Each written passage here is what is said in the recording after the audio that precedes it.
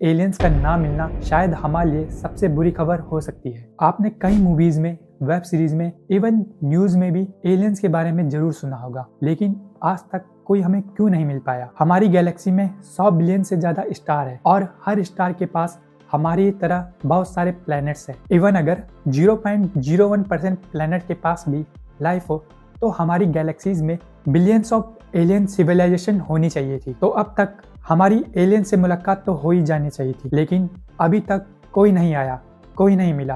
क्यों? और यहाँ तक कि हमारे द्वारा भेजे गए रेडियो सिग्नल्स का भी अभी तक कोई भी जवाब नहीं आया। पूरा यूनिवर्स शांत क्यों है?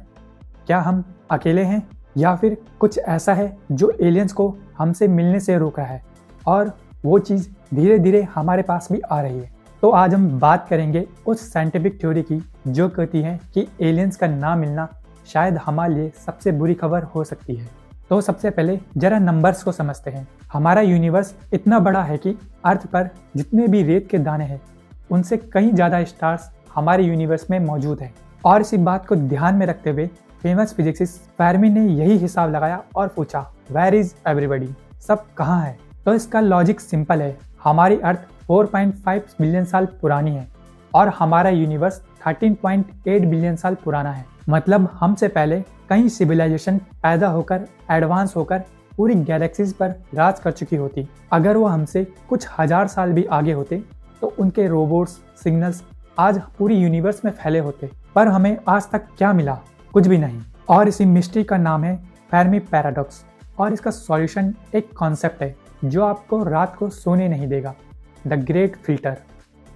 तो इस कॉन्सेप्ट को समझने के लिए सोचो कि हमारी लाइफ एक वीडियो गेम की तरह है जिसमें 4 स्टेप्स है। फर्स्ट स्टेप है लाइफ का स्टार्ट होना और सेकंड स्टेप है सिंपल सेल से कॉम्प्लेक्स एनिमल्स बनना और थर्ड स्टेप है इंटेलिजेंस का आना यानी दिमाग का होना और फोर्थ एंड फाइनल स्टेप है स्पेस ट्रैवल करना और गैलेक्सीज को कॉलोनाइज करना यानी उन पर रहना। तो द ग्रेट फिल्टर थ्योरी ये कहती है कि इन 4th स्टेप में से एक स्टेप का होना इम्पॉसिबल है। एक ऐसा फिल्टर जिसको पार करना लगभग नामुमकिन है और जो भी स्पीसीज वहां पहुंची वो खत्म हो गई। तो अब सवाल यह है कि हम किस स्टेप तक पहुंचे हैं और हमारी किस्मत इन 2 पॉसिबिलिटीज पर टिकी है। तो द पॉसिबिलिटी नंबर 1 कि जो फिल्टर है वो अभी हमारे पीछे है।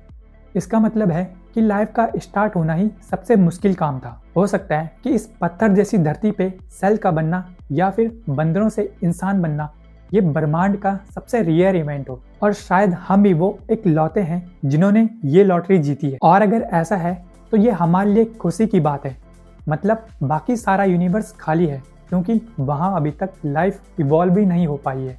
तो हम इस पूरे यूनिवर्स में पहले हैं और अकेले हैं, इसलिए एलियंस हमें कभी मिल ही नहीं सकते क्योंकि वो एग्जिस्ट ही नहीं करते। तो इस सिनेरियो में किसी का न मिलना हमारे लिए सबसे खुशी की बात है। लेकिन एक दूसरी पॉसिबिलिटी भी है जो और ज़्यादा डरावनी है। सो पॉसिबिलिटी नंबर 2 कि फिल्टर अभी हमारे आगे है। इसका मतलब लाइफ का स्टार्ट होना आसान है। मार्स पर भी हुई थी, वीनस पर भी हुई थी और इंटेलिजेंस का आना भी आसान है।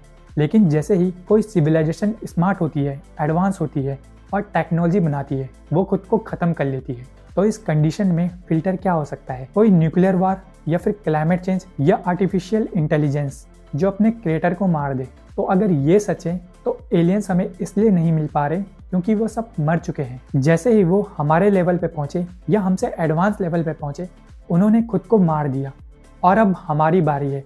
हम भी धीरे धीरे इसी फिल्टर की ओर आगे बढ़ रहे हैं। अगर हमें मार्स पर कल बैक्टीरिया मिल गया तो ये एक खुशी की बात नहीं होगी, ये एक सबूत होगा कि लाइफ का होना कॉमन है और फिल्टर का आना अभी बाकी है। तो इस सिनेरियो में कहा जा सकता है कि no news is good news.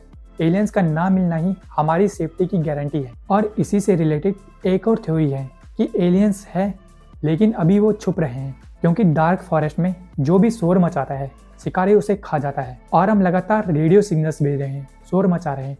तो हम क्या किसी को दावत दे रहे हैं? तो आपको क्या लगता है, क्या एलियंस सच में है या फिर कुछ ऐसा है जिसके बारे में हमें नहीं पता? कमेंट करके ज़रूर बताएं।